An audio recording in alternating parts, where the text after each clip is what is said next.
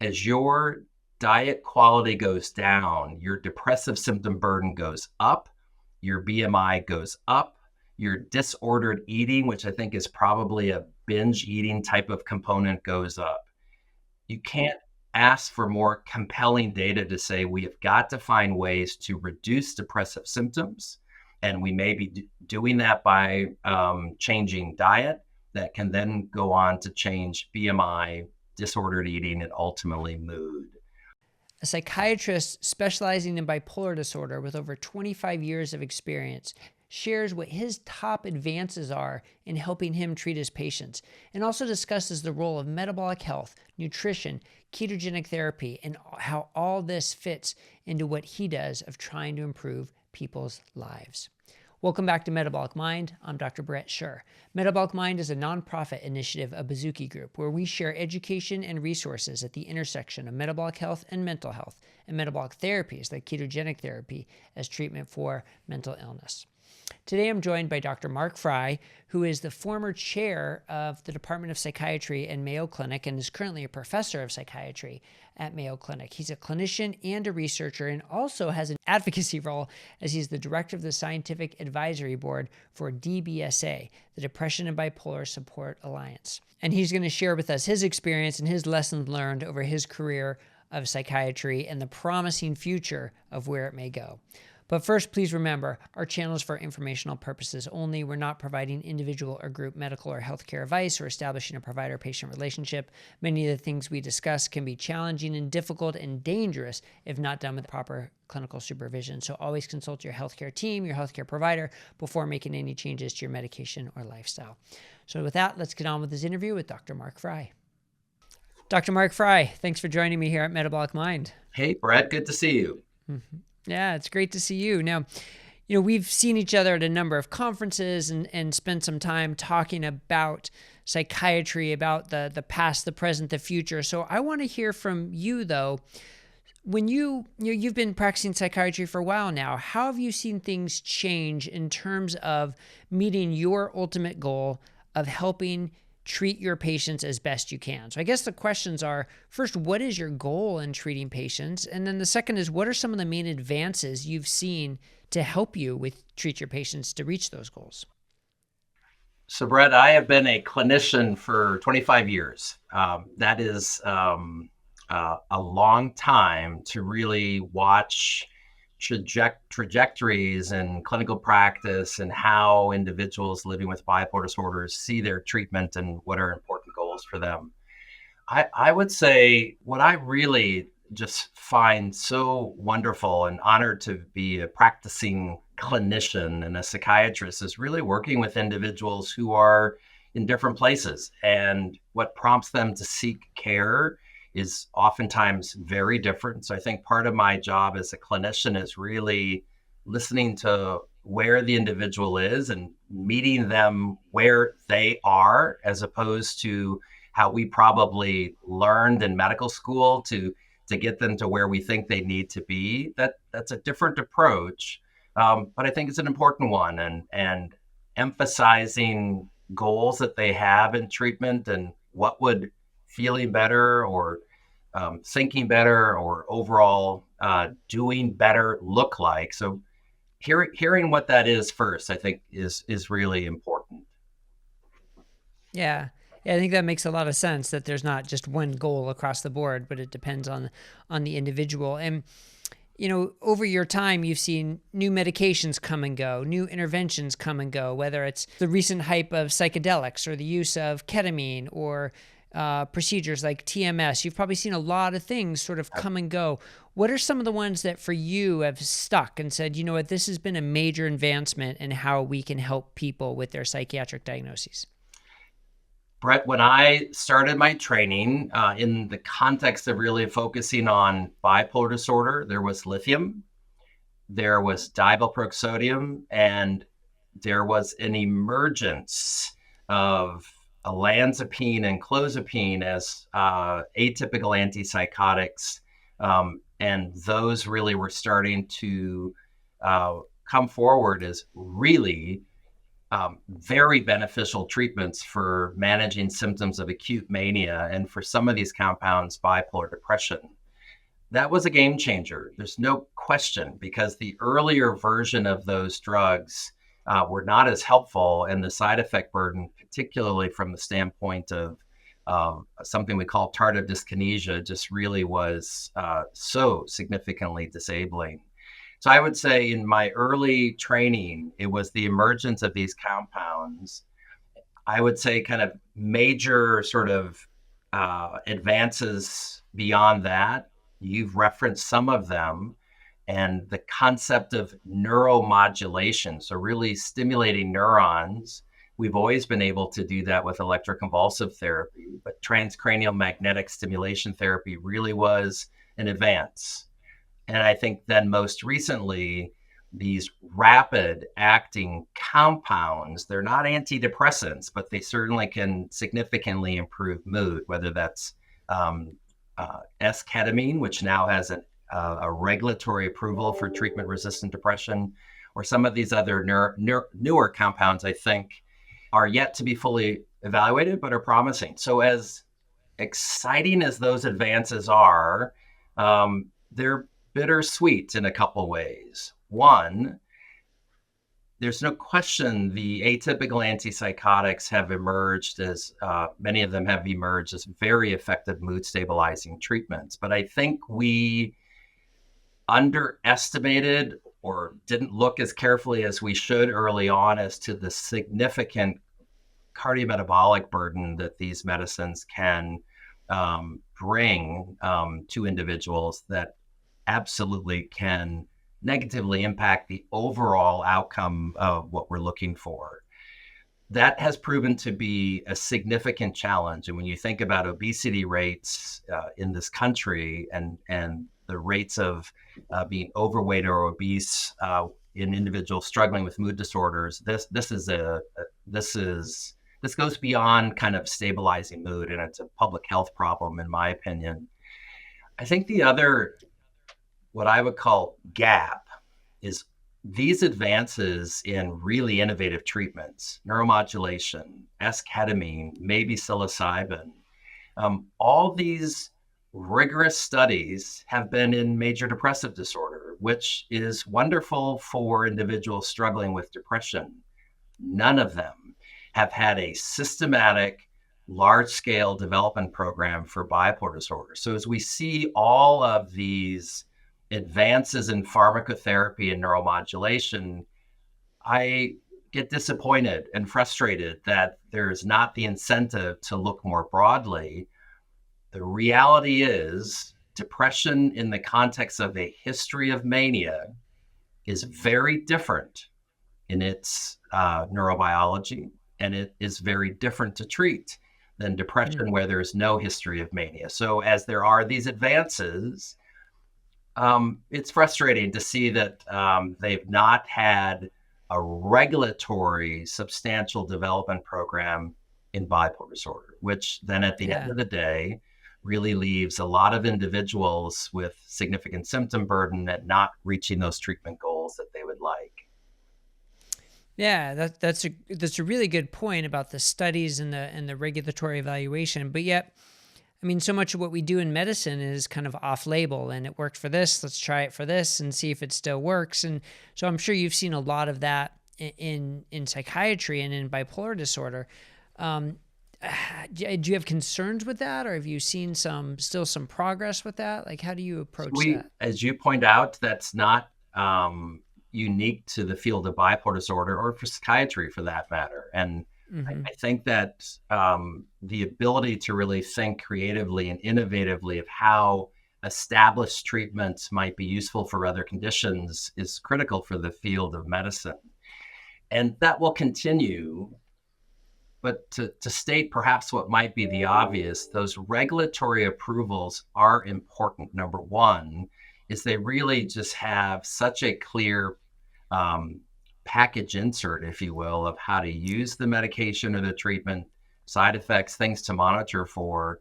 And remember that FDA approval then goes to insurance companies who then who very often will cover the costs of that treatment. And so many of these off-label treatments are significantly expensive when they're being used in an off-label way. And so, yes, that off-label investigation will continue, but I still want to really encourage our field to be more proactive in highlighting the importance of these regulatory trials, which then often have a much broader uh, roadmap how to use them, and then have an easier way to get insurance coverage. That is a critical piece of this, right? My the advocacy work that I do, I think clinicians oftentimes don't fully appreciate the cost of care and Hmm. really focus on that clinical evidence base, and we need to do both better. Yeah. Yeah. As I mentioned in the intro, that you've got the sort of the three pillars. You've got the clinical care, the research, and the advocacy work. So you really can sort of connect those worlds, both in your practice and when you're out speaking.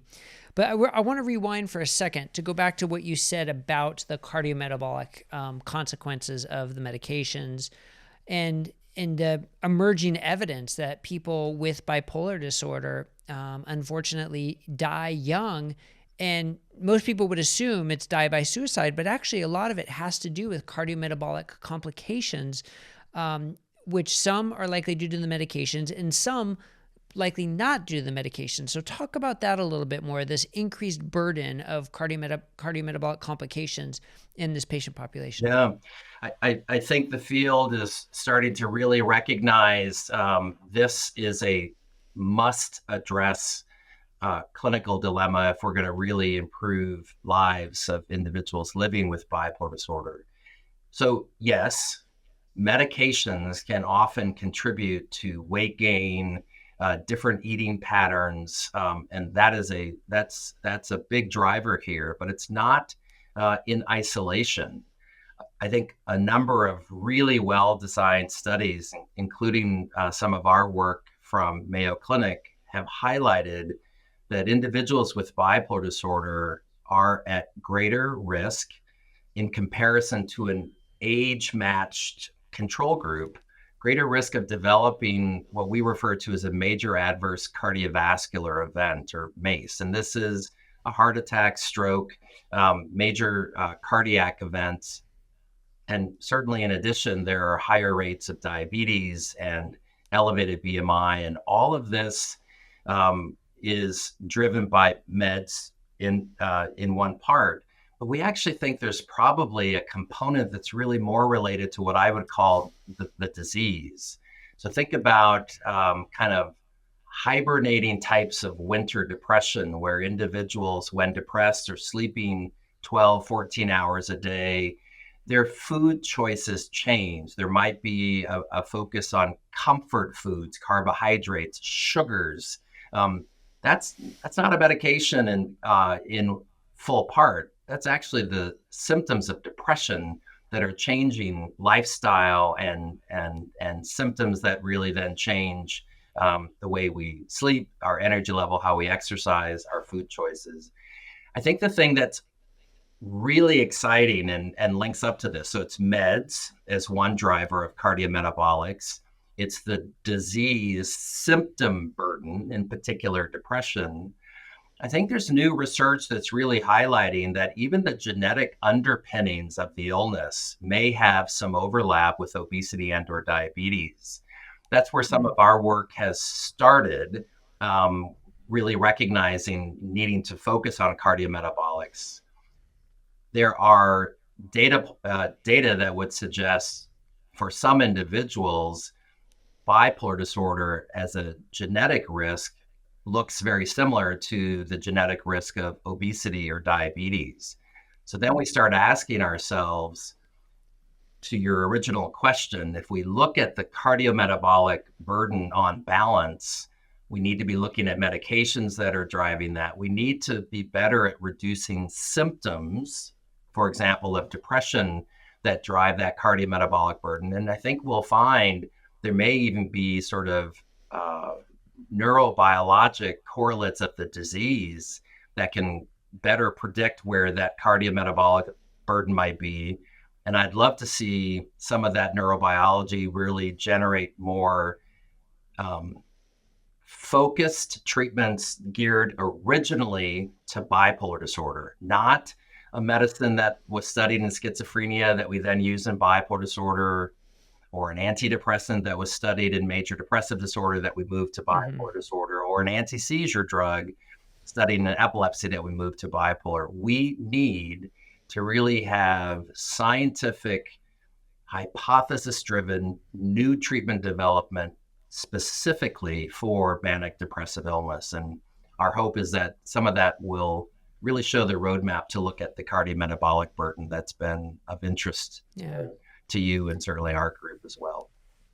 So would it be safe to say that the focus in bipolar disorder has really been on the mania side of things, with basically kind of ignoring the depression side of things, and therefore maybe the consequences of the depression are now becoming more profound simply because the inadequate treatment for bipolar depression? Completely agree. Yeah. Completely agree, I should say. If you look at individuals who live with bipolar disorder, the majority of their time is spent in some phase of depression. Depression for most lasts months to years. Mania typically lasts weeks to months. And you're correct. We actually have a good toolbox of anti-manic medications, including ECT, I would add. But the depressive phase of illness has been significantly understudied, and it leaves us with far fewer options to really target those symptoms. And I think that's where a lot of the depressive symptom burden really drives the lower quality of life and impedes people getting to where they want to go. So that's been a focused Hmm. effort of research for our group and my clinical practice.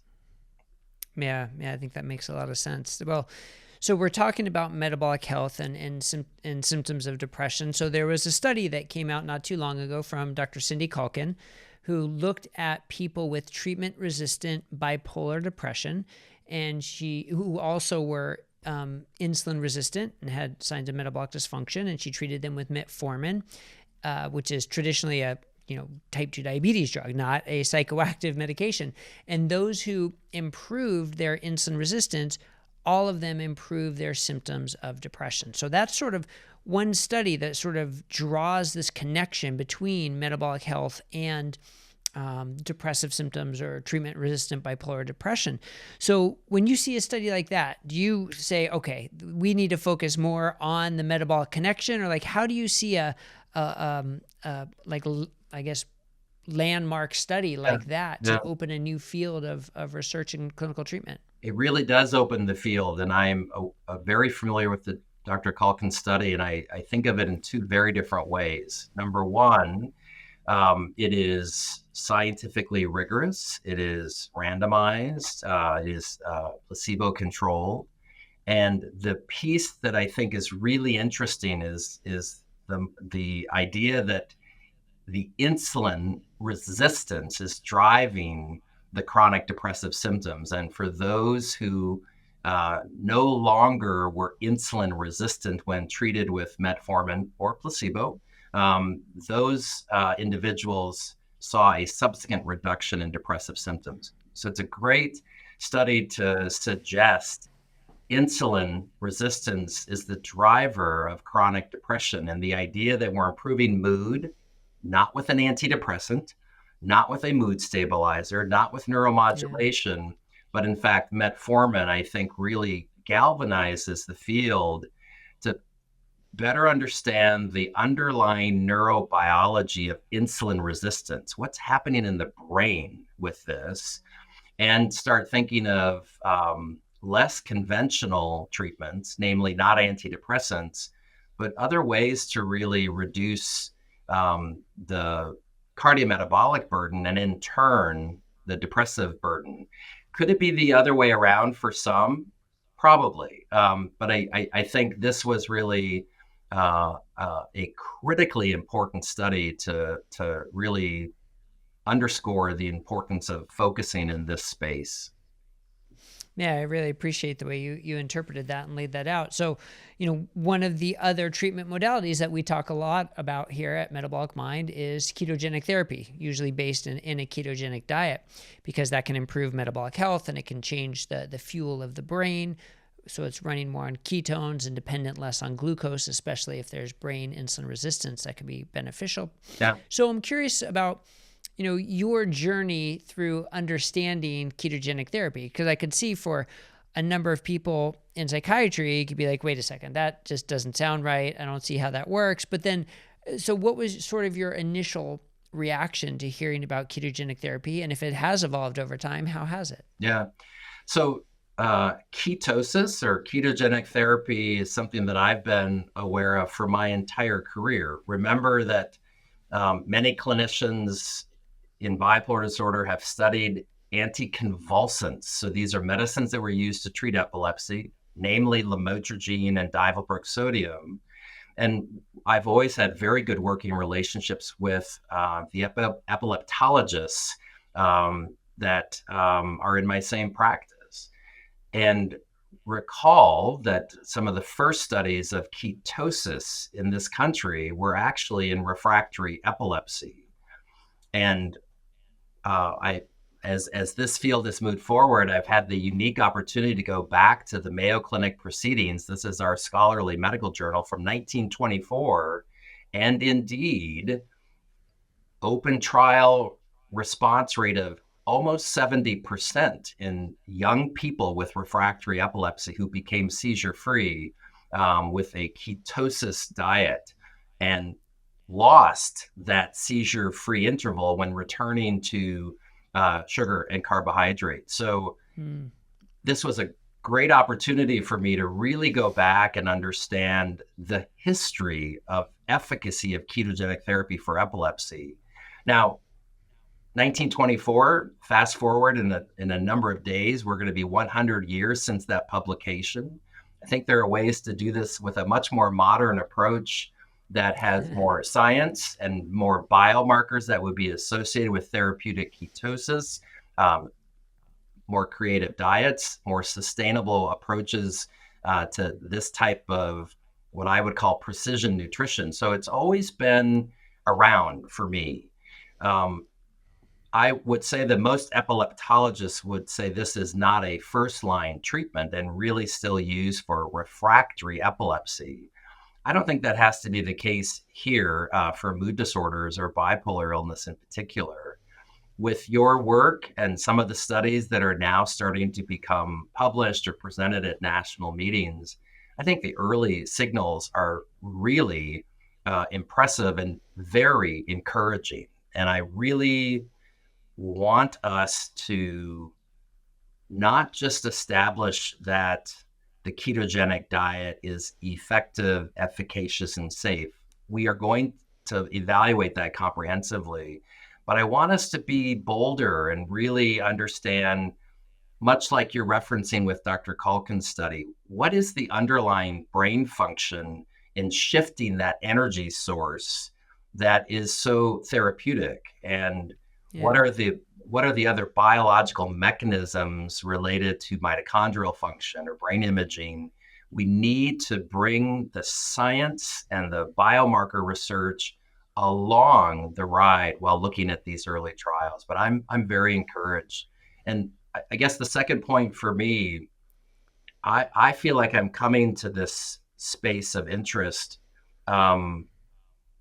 with a real reckoning of the cardiometabolic burden we see in the patients that we serve, and really understanding the carbohydrate craving of symptoms of depression, and understanding a possible genetic risk that has an interaction, a bipolar genetic risk that has an interaction with BMI and cardiometabolic tone. We have got to understand the neurobiology of this intervention as we study these really important trials going forward. Yeah, that brings up so many interesting points. On the one hand, when you look at a drug and the mechanisms of a drug, many times it's you're looking for one specific mechanism. They may have many mechanisms, but you're looking for the one specific mechanism. But with ketogenic therapy, as you've alluded to, it could help with the side effects of the antipsychotic medications. It can help with the weight gain and the metabolic dysfunction. It can help with food cravings and sugar cravings and the dietary choices that you make when you are having symptoms of depression. And then it could also help with direct neurologic benefits and sort of brain function and brain fuel. So it seems like it's going to be messier, I guess, than just looking for a one mechanism type drug. So does that, as a researcher, does that bother you, or does that worry you in terms of not being able to pinpoint it? It doesn't. Clinical practice is not monomechanistic. People's lives are not monomechanistic. It means we need to be thoughtful and really innovative in how we approach answering our scientific questions. I think the other driver for me that gets to the point you just made, we just published last year, to our knowledge, the largest study in bipolar disorder showing unequivocally as your as the health of your diet decreases, meaning as you are less healthy in your food choices, we see statistically significant associations with depressive symptom severity, disordered eating, and BMI. Meaning, as your diet quality goes down, your depressive symptom burden goes up, your BMI goes up, your disordered eating, which I think is probably a binge eating type of component, goes up. You can't ask for more compelling data to say we have got to find ways to reduce depressive symptoms, and we may be doing that by changing diet that can then go on to change BMI, disordered eating, and ultimately mood. We can get meaningful answers to questions we raise even when the mechanism is complex and nuanced. I'm not dissuaded in any way. Yeah, I mean, I really appreciate that answer. And for you, I almost wonder for, you have different hats you put on, right? So if you put on your researcher hat, yes, you want to learn more about the mechanisms, and we need more studies to show that. But then you put on your clinician hat, and you've got the patient right in front of you, and how do you help that individual today? And then you put on your advocate hat, and how do we explain this to the population to better understand how they could use something like ketogenic therapy to improve their lives? So how do you balance that? Like if you're seeing a patient today, or if you're giving a talk tomorrow to a group of patients, can you confidently talk about ketogenic therapy as a potential intervention? And, how does that sit with you? Yeah. It's pretty simple for me, Brett. At the end of the day, I'm a clinician, and I would say the best research questions to ask or to address clinical gaps in care are readily apparent in the conversation I have with patients every day.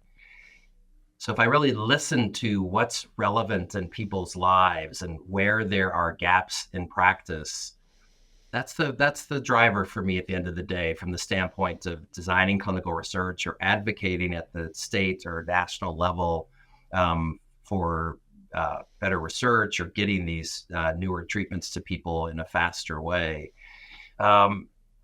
It has to be balanced, obviously. If there's a young person who's never had any treatment at all, I think we're obliged to really work with the clinical evidence base as to how best to approach their care. But when you're in practice for a long time, you see lots of different types of patients with lots of different types of treatment responsivity or resistance. And for those more difficult or challenging cases, that's where we have to be thinking innovatively and looking for early signals in clinical research. So it is a balance, but I think having kind of the North Star be individuals living with bipolar disorder and where there are gaps in their care or impediments as to where they want to be, that's the driver. Yeah. So the driver always comes down to helping the patient live a better life and reach their goal.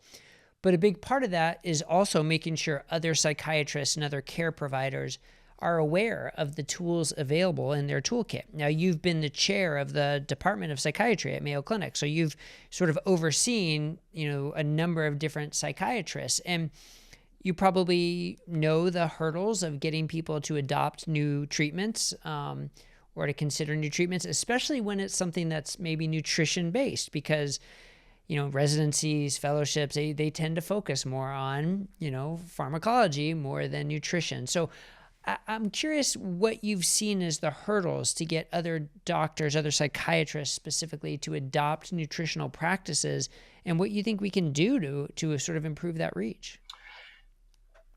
So I'll answer your question in two ways. What I would first say, and I think the field is really recognizing it is taking too long to develop a compound with early signals of safety, small-scale efficacy trials, large-scale regulatory approval trials, and then getting all the government and bureaucratic work signed off on to get those new treatments into clinics and pharmacies. We fundamentally have to change the way we're bringing new treatments to the practice. And I think there's some very interesting large-scale initiatives that will help us kind of have real-time learning or near real-time learning in a way that we can bring newer treatments to care faster. So stay tuned for that. I think secondly, what you're really asking is, it's a different lift if we're asking a clinician to say, here's another SSRI that's been helpful, here's another atypical antipsychotic, this is a mood stabilizing anticonvulsant. When you are really familiar with these classes of medications, it's not a big lift to sort of bring that into practice. I would argue that the categories of how we define these medicines are antiquated and they need to fundamentally change. What you're really bringing forward is, how do you actually bring a care model forward that is disruptive to the field, that is new and has never really been developed to the same extent? Transcranial magnetic stimulation is a good example. Frankly, S-ketamine is a very good example. These were game changers. I see precision nutrition as a potential game changer, but it will be disruptive. So how do we address that from a clinical standpoint, a payer standpoint, a community standpoint? I think you need the scientific evidence needs to be robust, and the delivery and the impact of those studies and what that means for practice needs to be disseminated in an educational format that is reachable, accessible, and probably early on fairly repetitive or recurrent. So it's going to be a bigger lift just given the innovation of the intervention. But I think there's some ways to address that bring the community, clinicians, family members on board with really meaningful, clear talking points and educational curriculum. Yeah, and I think I like how you say, it's a bigger lift. I think it's also a bigger lift in a way because S-ketamine, you come in, you get an infusion, you go home. Transcranial magnetic stimulation, you come in, you get your procedure, you go home. With a nutritional intervention, it's every day, multiple times a day. You have to, as a patient, you have to make decisions about what you're going to eat, and you may have questions, you may have concerns, you may, do a good job one day, a bad job the next day, whatever, and you need that kind of support, which, a psychiatrist is not going to be able to do with the way practices are set up. So It would require this sort of multidisciplinary team. So I could see a lot of psychiatrists just be like, I'm not going to be able to handle that. Sorry. So when you think of like a systems approach, can you see someplace like the Mayo Clinic or large institutions develop an integrative systems approach to address nutrition, whether it be ketogenic therapy of some other personalized nutrition? And have you seen any examples of that? I think integrated group practices do this already. It just would mean that the composition of the team is going to change a little bit, right? This is going to be a psychiatrist, a psychologist, a registered dietitian, maybe a life coach that has a lot of experience with nutrition. So the teams are there. The composition just needs to change. You're bringing up a really important point, and I think there probably are some lessons learned in the addiction field, right? How do you create a sober living situation? That is going to be very different for individual patients, and it probably will differ for a patient over time. How do you create a therapeutic nutrition environment? That's just not the doc or the patient. It's really a lifestyle change. I think this is where family can be incredibly supportive. Really, I think creative digital technologies now will bring strategies to individuals far faster and more meaningfully than we've ever done before. I think some of the creative cuisine and food preparation that I've seen in the ketogenic space are really striking, and I think there are ways to create a support system, but it's not going to be monomechanistic, to use our earlier conversation. This is going to be a lot of different Yeah. type of people, and I would argue that the team really needs to be selected from that individuals who is trying to really live in this new precision nutrition world. Yeah. And the role of family and support, like you said, can be so important because, I mean, it's I think very common for family to be like, oh, but they really like the donuts and Yep. their treats. Why deprive them of that? Let them have that, and the pizza or whatever the case may be, right? Why deprive them of that when they have so many other things going on? Just let them have that, and that's maybe part of the education and advocacy support that something like DBSA could do to, focus on the importance of family support around nutrition. But I think nutrition first needs to be thought of as an intervention as opposed to just something we do, but nutrition as a medical intervention. So Yep.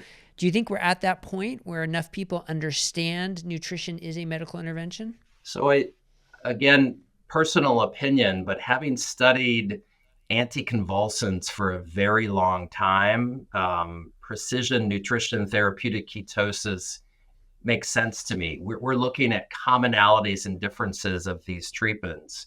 Um, so there are models that we just simply need to sort of magnify and fine tune to really address that. You know this better than I.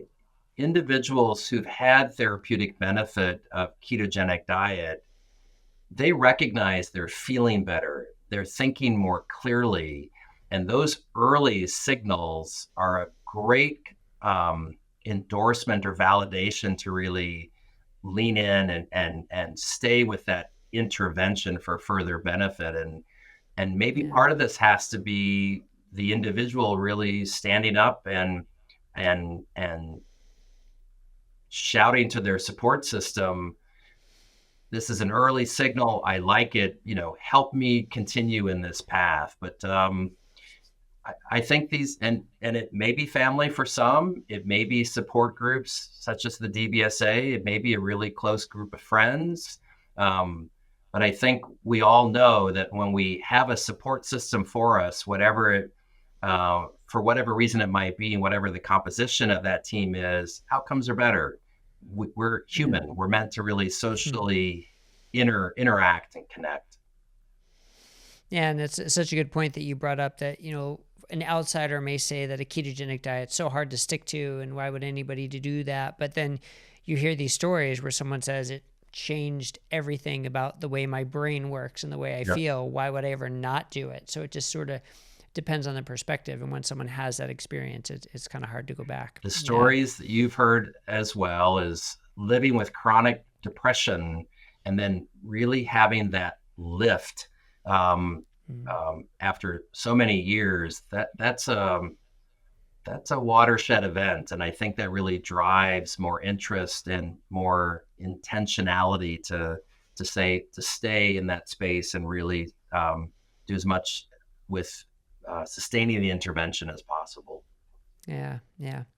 Well, I really appreciate this discussion. It's been really interesting to hear about your journey and your practice and your thoughts. And I can't believe it's flown by so quickly already. But I want to hear, you already have so many projects going on. What's new next for you? You have any research projects or any big projects coming up that we should look for in the near future? I I would say, in addition to what we've talked about, really innovative research to understand the mechanism of disease and how that translates into new treatment modalities. That's going forward. I think the other piece for me, and again, this is a clinician with one person in my office, is how do we actually use existing treatments with greater precision? Getting the medicines that we know for that one person are going to be helpful, getting those to them right now, as opposed to the fifth or sixth treatment. Avoiding the treatments we know may pose greater risk for cardiometabolic burden or an adverse event related to mood outcomes. Can we have greater precision where we get the right treatments to the right person at the earliest time point and we avoid the wrong treatments? So I would say, as a practicing clinician, I look forward to new models of understanding disease and how those models are generating new treatment interventions and not taking kind of me too meds from somewhere else. And then, kind of in parallel to that, is really using all the research methodologies in modern medicine to really use existing treatments with greater precision. And greater precision means the right ones to the right people and avoiding the wrong ones. I Yeah. see those in parallel going forward. So we've heard a lot from Mark Frye, the scientist, Mark Frye, the clinician, Mark Frye, the advocate.